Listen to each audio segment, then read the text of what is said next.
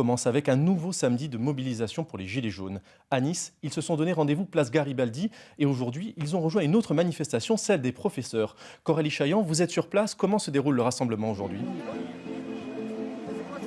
Écoutez, la mobilisation se déroule très bien, vous pouvez le constater. Aujourd'hui, ce sont les enseignants et les parents qui sont venus se faire entendre dans Nice. Ils sont venus dire non à la loi Blanquer, la loi du ministre de l'Éducation nationale, qui doit être examinée en mai au Sénat. Pour eux, bien, cette loi, elle ne permet pas la réduction des inégalités. Écoutez-les.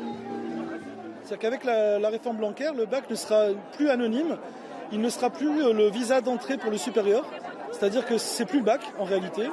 Le lycée va être totalement déstructuré avec soi-disant des enseignements à la carte pour les élèves, mais on voit bien que ça ne marchera pas. Les élèves ne pourront pas choisir les enseignements qu'ils veulent. On souhaite, tout comme les enseignants, avoir des classes beaucoup moins chargées, que nos enfants aient la possibilité d'avoir des choix dans leurs options alors que ça se réduit considérablement.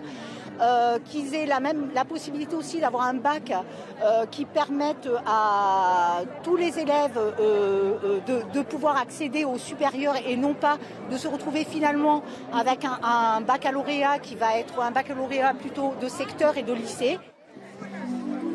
Eh bien, ce matin, des Gilets jaunes se sont joints au cortège, une semaine après la manifestation interdite et puis la chute de Geneviève Leguet. Eh bien, parmi eux, sa fille, présente, elle a souhaité s'exprimer suite aux nouvelles déclarations du procureur de la République.